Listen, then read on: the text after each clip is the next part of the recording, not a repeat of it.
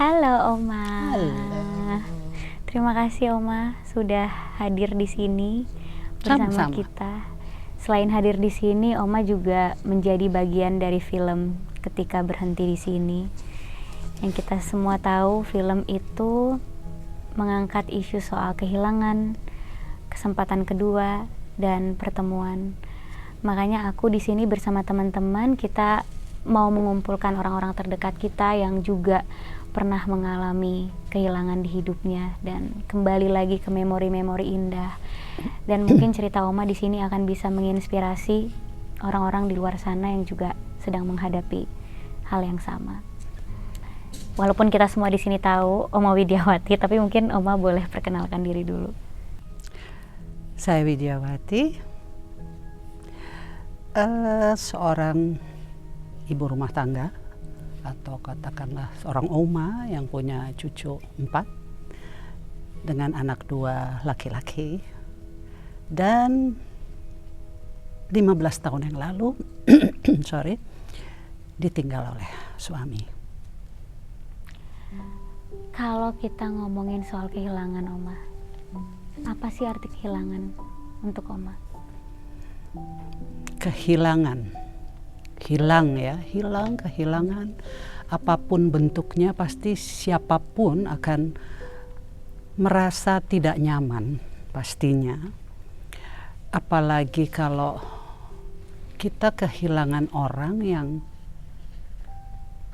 yang katakanlah terdekat, baik itu ibu, bapak, pasangan, siapapun, sahabat, apapun, pasti kalau kita kehilangan pasti akan merasa kayak yang ya namanya hilang ya, gitu loh. Jadi tidak ada setiap manusia yang pasti siap untuk kehilangan. Kalau ngomongin soal kehilangan Oma, aku selalu merasa kehilangan itu selalu melekat kepada kata rindu. Ya. Kalau ngomongin soal kehilangan, rindu, siapa sosok yang selalu ada di kepala Oma? Suami, ayah, dan ibu saya. Kalau ibu saya memang meninggal sudah agak lama ya, tahun 2001.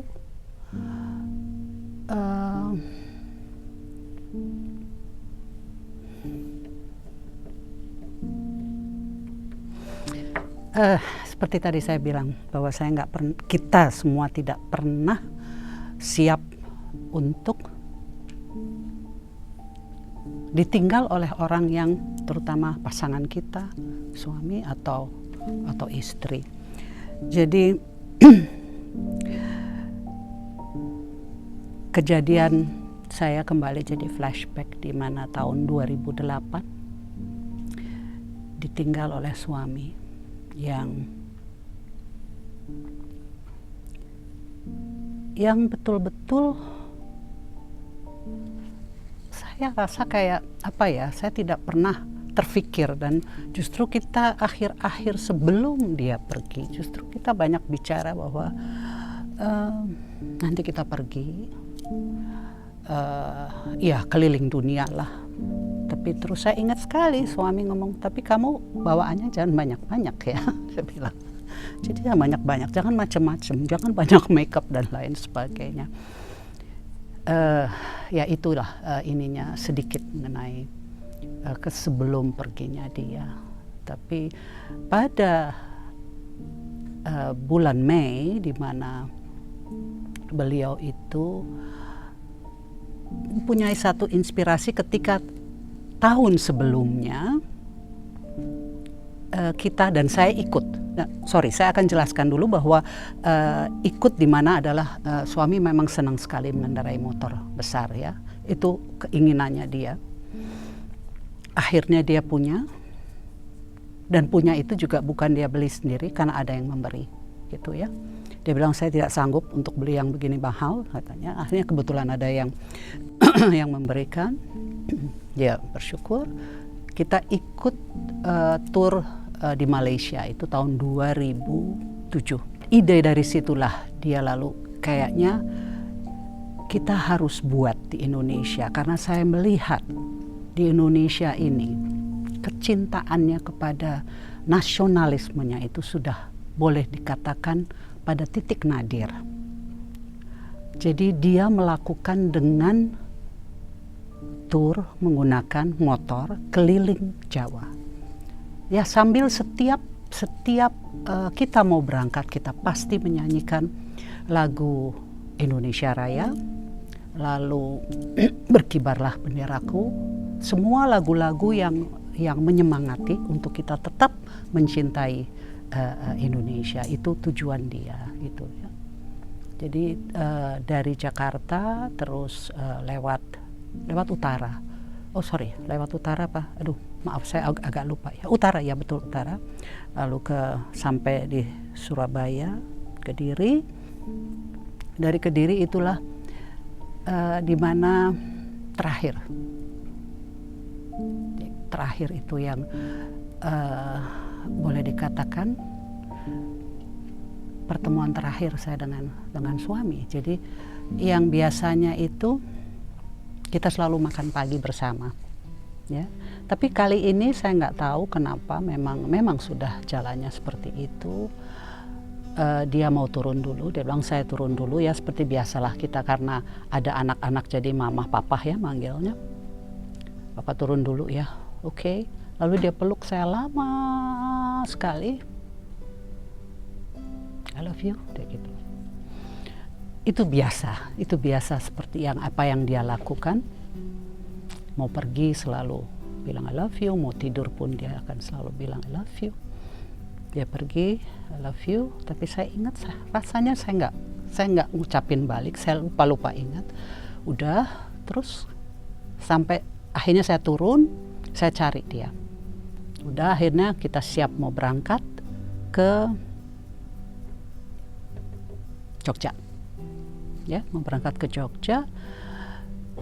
Saya masuk mobil karena biasanya saya ikut, tapi kali ini dia sempat ketika sebelum dia turun, dia bilang, kamu nggak usah ikut ya, dia bilang. Nanti aja kalau sudah dari Jogja ke Cilacap. Karena saya memang sakit. Malamnya itu saya bukan sakit yang parah sekali, tapi memang saya kurang sehat. Sempat panggil dokter, sempat dikasih obat. Jadi dia khawatir nanti minum obat, biasanya pasti kita akan tidur ya gitu. Jadi dia bilang kamu naik mobil aja. Udah, saya masuk mobil.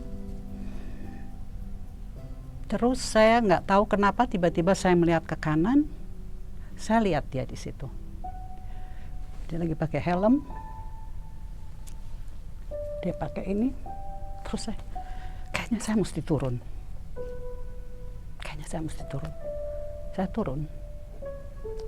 Saya turun, terus saya peluk dia, saya cium. I love you. Wow. Ya, itu yang terakhir. Aku punya sesuatu buat Oma.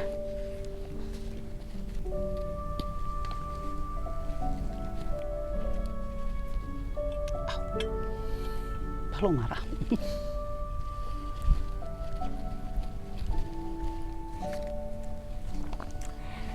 Makanan kesukaan suami Oma. Ya. Kenapa aku bawain makanannya? Karena aku ngerasa makanan itu bisa menjadi salah satu medium kita untuk mengingat memori-memori indah. Kalau ngelihat itu Oma, ada gak memori yang selalu melekat di hati Oma? Ya, dia paling senang palu mara. Karena memang dia asal dari Makassar ya. Ya memang ibunya tidak asli Makassar, ibunya juga ada Jawanya. Tapi rasanya kalau kakaknya yang buat, ya senang sekali gitu. Dan tidak ada yang boleh makan. Ketika saya coba, saya rasa kok biasa aja ya, apa enaknya sih gitu loh. Tapi ketika dia sudah tidak ada teman yang bawain saya, kok saya rasa nikmat, saya nggak tahu gitu loh. Tapi ini memang makanan kesukaannya dia. Kalau dia udah makan ini, dia banyak sekali makannya. Dan nggak pakai sendok, dia makan pakai apa? pakai tangan.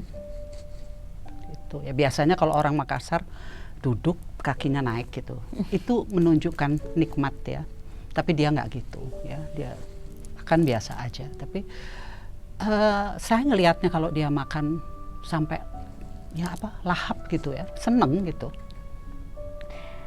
Waktu di lokasi syuting, Oma sempat cerita dan itu selalu aku ingat. Apa itu? Waktu itu Oma lagi berantem, terus karena gengsi Oma nulis I love you, terus ditempel di bantal dia. Boleh ceritain nggak Oma? Ya biasalah ya.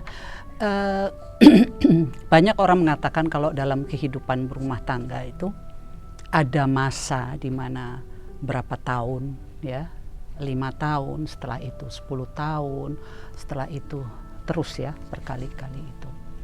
Jadi itu saya lupa mungkin sebelum 5 tahun, biasalah ada keributan-keributan kecil.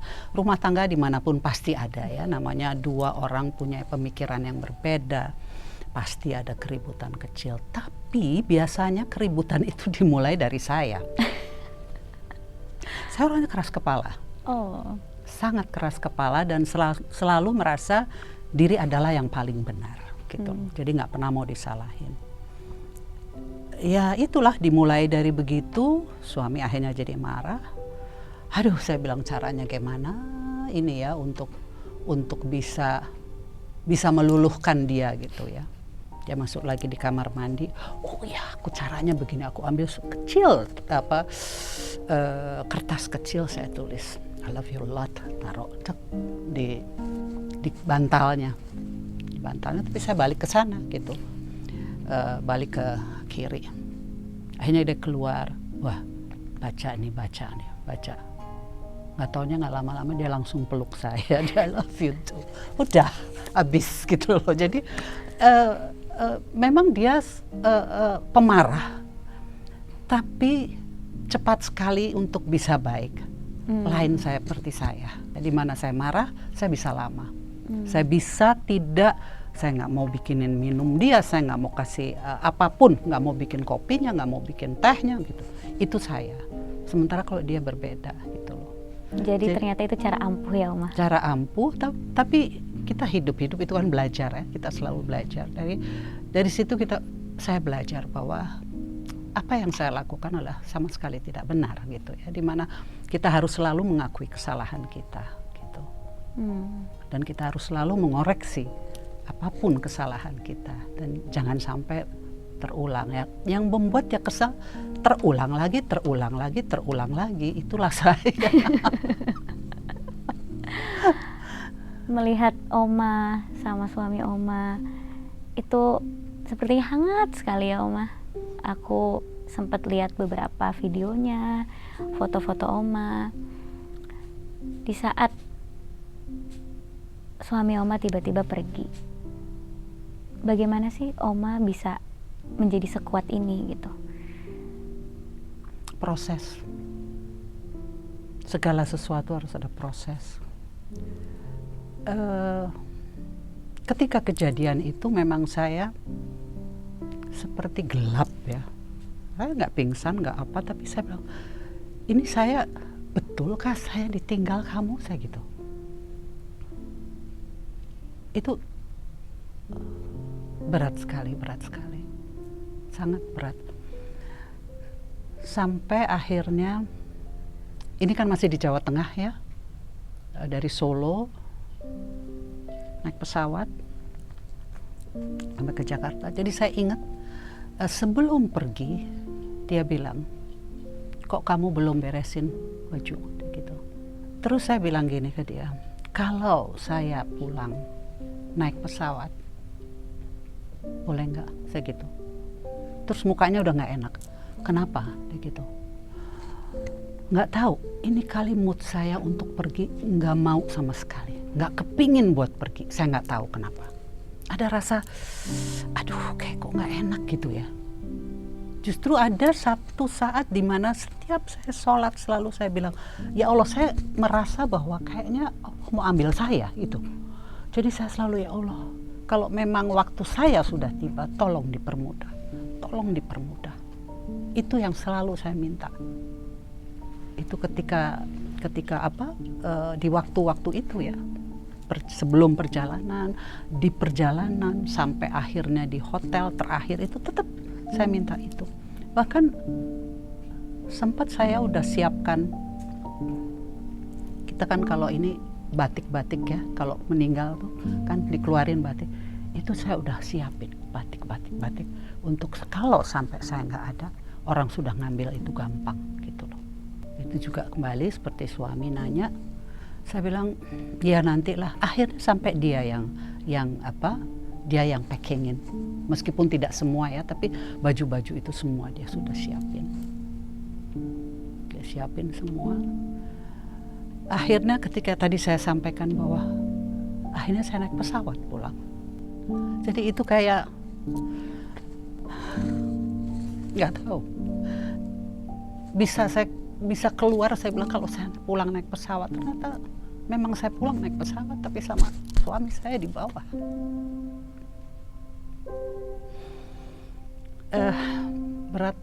Berat sekali Prilly. Rasanya pada waktu itu saya nggak kepengen keluar kamar. Memang saya di kamar terus sampai satu saat adiknya teleponan atau datang, saya lupa. Saya nggak suka kamu seperti ini, dia bilang. Jangan kayak gini, dia bilang. Harus biasa. Seperti biasa, dia bilang. Tapi saya rasa seperti, apa ya, kalau boleh dikatakan burung yang kehilangan sayap sebelah. Jadi saya udah kayak nggak imbang. Hidup saya itu kayak oleng ya istilahnya. Yang saya rasakan seperti itu. Berat sekali. Sampai akhirnya keluarga dari suami menyarankan saya untuk ke psikiater. Akhirnya saya pergi ke psikiater. Dan saya pernah ke situ waktu itu bawa suami. Suami kan dalam kondisi, ya tahu dong kondisi Indonesia seperti apa. Akhirnya dia sampai datang, kayaknya saya gila gitu loh. Ternyata ya situasi yang dia tidak bisa menerima kondisi seperti itu gitu loh. Akhirnya saya balik ke dokter itu. Dia bilang, mana mata kamu yang dulu, dia gitu. Ayo harus kembali, dia bilang. Akhirnya saya masuk dalam ruangan, saya suruh apapun yang kamu rasakan keluarin, dia bilang. Ya udah, saya keluarin. Saya bilang saya benci. Ya nggak tahu ya apa lagi yang saya ucapkan, saya nggak tahu. Tapi dokter itu mengatakan terserah kamu mau marah, kamu mau nangis, mau keluarin apa ya. Tapi itu justru saya merasakan ada satu apa ya, enak gitu loh. Saya keluar, saya teriak-teriaknya sampai akhirnya selesai. Terus dia bilang, kenapa dari tadi kamu bilang benci? Saya benci keadaan ini, saya bilang. Akhirnya dia ngobrol, dia bilang kamu masih harus kembali lagi. Tapi saya belum kembali ke dia. Akhirnya itu dokter malah sudah meninggal. Belum kembali karena gak lama saya diminta film. Diminta film. Saya tanya sama anak-anak. Nah, saya tanya sama adiknya, adik suami. Dia bilang main. Sebaiknya kamu main. Bukan untuk melupakan, dia bilang, tapi paling tidak itu bisa merubah gitu loh. Tapi ternyata itu benar gitu. Dan yang lebih bukan lebih ya, jadi itu sedang dalam kondisi kesedihan. 3 bulan kemudian ayah saya meninggal. Dia memang ada di rumah ya.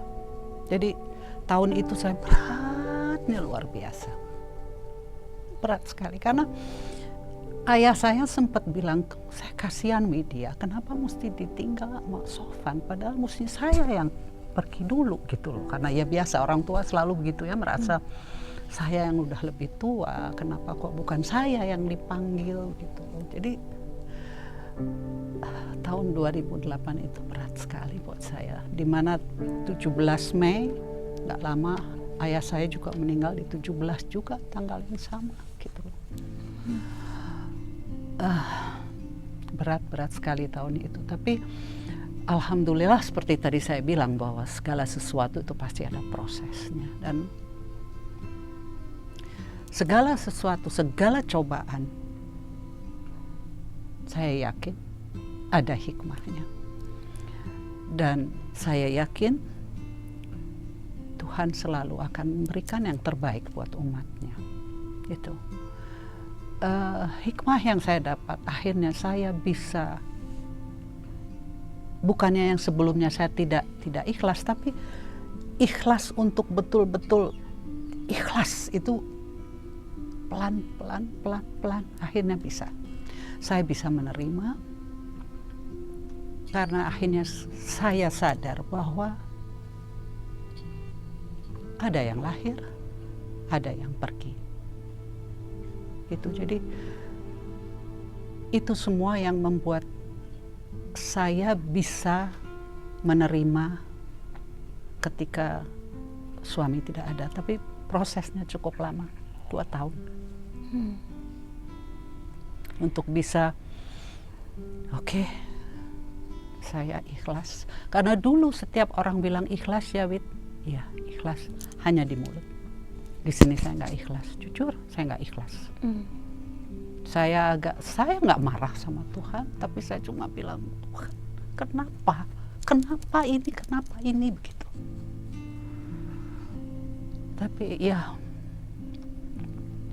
proses itu satu pembelajaran yang akhirnya pelan-pelan semua bisa saya jalani, karena mungkin juga usia makin bertambah, seseorang tentunya akan ya lebih makin tua makin lebih bijaksana dalam berpikir, ya kan? Oma, kalau kita bisa putar kembali waktu dan Oma keadaannya pada saat itu tahu kalau Oma akan ditinggalkan suami, apa yang akan Oma lakuin? Nah, nggak tahu, mungkin ya kalau dia dalam keadaan sakit, ya, kalau suami ataupun istri, pasangan, kalau mereka sakit dalam keadaan parah, pasti kita ada siap. Aduh, kalau dia ditinggal bagaimana saya ya, gitu, itu pasti ya. Tapi ini kan lain, yang tidak pernah terpikirkan di benak saya bahwa saya akan begitu cepat. Bahwa justru kita berharap bisa sampai 50 tahun lah pernikahan gitu loh. Tapi ternyata Allah merencanakan lain. Kalau ditanya apa yang saya jujur nggak tahu apa. Jawabannya saya tidak tahu apa. Aku mau bawain sesuatu juga buat Oma. Apa ini? Boleh Oma buka?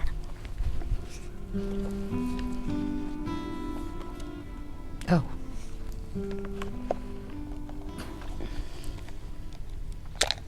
Oh, oke. Oma pasti udah tahu itu kacamata apa. Iya, tahu sekali. Aku akan memberikan ilusi lagi untuk kacamata itu. Aku memberikan ilusi kalau Oma pakai kacamata itu, Oma bisa punya kesempatan kedua melihat suami Oma sekali lagi. Dia lagi duduk di hadapan Oma sekarang, senyum ke Oma dan nanya ke Oma, apa kabar?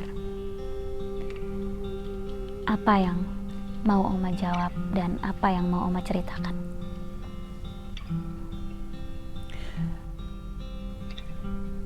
Tentunya saya akan jawab baik, dan saya akan minta maaf sama dia. Banyak sekali kesalahan saya. Kesalahan di mana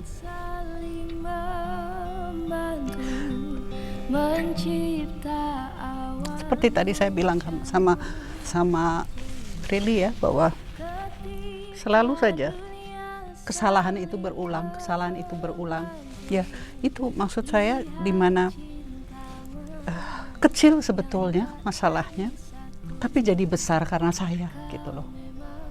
Jadi saya merasa bahwa sebagai istri saya rasanya kok belum sempurna untuk bisa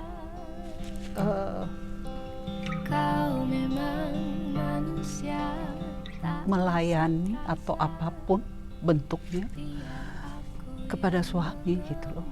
Orang selalu mengatakan, wah kalian hebat ya, bisa bertahan sampai segini. Saya kira kita sebagai suami istri selalu berusaha ya, berusaha untuk bisa menjadi pasangan yang baik. Tentunya meskipun kita tahu masing-masing pasangan pasti punya kekurangan, ya kan? Tapi kita jangan lupa melihat kelebihan dia. Gitu. Jadi biasa, kalau kekurangan itu biasa, yang sempurna hanya yang di atas. Pasangan itu pasti punya kekurangan. Nah, kekurangan saya itulah selalu sulit untuk bisa mengatakan bahwa saya salah. Saya selalu mau menang sendiri. Gitu. Ketika awal menikah, saya merasa bahwa gue Widiawati loh, gitu. Oh, gue bisa, nggak ada lu juga gue bisa kok. Akhirnya setelah kejadian yang saya katakan tadi itu, yang saya nulis itu, di situ saya sadar. Di situ saya sadar bahwa apa sih yang akan kamu lakukan? Kok maunya ribut terus? Buat apa? Pernikahan untuk apa? Di situ saya belajar. Karena hidup itu belajar. Karena makanya ketika jenazahnya masih ada, saya minta maaf. Saya minta maaf karena kekurangan saya itu. Saya tahu dan dia selalu koreksi gitu. Kesalahan kamu di sini. Dan di depan jenazahnya saya sempat bilang, kamu tetap harus jagain saya seperti ketika kamu masih hidup, saya bilang. Itu yang saya katakan di depan jenazah. Yang pasti saya rindu berat sama dia. Meskipun sudah 15 tahun, tetap saja rindu.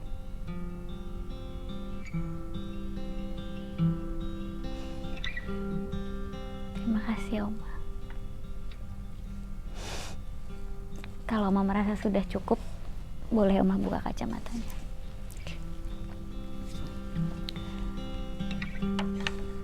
Di luar sana pasti banyak sekali yang ingin mendengarkan cerita Oma, yang juga sedang menghadapi kehilangan, sedang berusaha untuk bangkit. Apa pesan Oma untuk mereka? Ya, kepada banyak teman-teman saya, biasalah kita ada teman-teman sekolah, teman-teman dari anak-anak ya, maksudnya satu sekolah sama anak-anak, lalu kita biasa membuat satu arisan dan lain sebagainya. Itu kadang-kadang mereka, gue sebel sama laki, gue stop sebel sama laki lo. Ini ketika suami udah nggak ada. Kalau sampai laki lo nggak ada, lo bakal nyesel, aku bilang. Jangan pernah sebel sama suami lo. Ya gue nggak suka, please, aku bilang. Jangan. Itu selalu, saya kalau ada siapapun yang ngomong. Satu kali ada yang pernah dan tiba-tiba betul suaminya meninggal. Dia nangisnya ke saya. Apa saya bilang? Ya gue nyesel. Ya, penyesalan itu selalu datang belakangan kan. Dan itu sama seperti apa yang saya katakan pada Prilly tadi. Bahwa kesalahan itu berulang meskipun masalahnya kecil gitu loh. Tapi karena saya tahu dia orang yang sangat perfeksionis. Justru karena orang yang sangat perfeksionis harusnya kita jaga ya. Tapi itu yang kadang-kadang membuat saya agak lupa gitu loh untuk kesalahan-kesalahan saya yang harusnya jangan sampai terulang lagi. Tapi ya kalau tadi ditanyakan ya, kita harus siap menghadapi semua Saya kadang-kadang bicara sama mereka, karena seperti tadi saya bilang bahwa semua orang punya kelebihan. Jadi kalau sampai kita ditinggal suami, gunakanlah kelebihan kita itu. Pasti Tuhan memberikan kita bakat. Jadi sampai kalau ditinggal suami dan semua kehidupan atau katakanlah penghasilan dari suami tidak ada, kita masih bisa melakukan. Kalau seperti saya, kebetulan saya di dunia entertainment kan, gitu loh. Tapi kalau yang tidak di dunia itu, pasti mereka harus bisa lah lakukan itu untuk menjaga, jangan sampai, aduh, gua ngapain ya, gak ada suami gitu loh. Jadi kita harus siap. Nah ini yang saya katakan tadi bahwa kita harus siap untuk menghadapi apapun. Bukan hanya pada kematian, apapun kita harus selalu siap.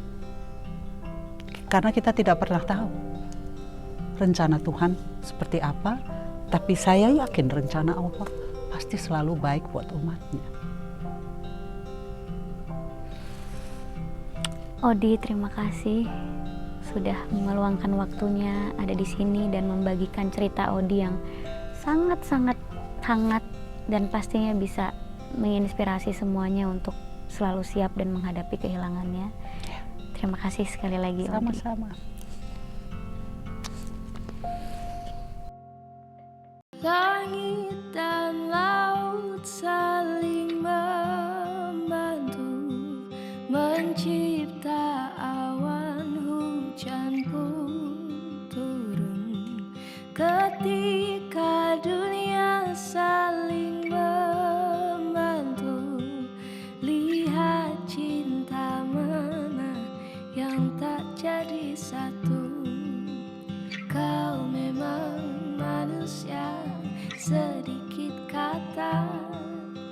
Bolehkah aku yang berbicara? Kau memang manusia,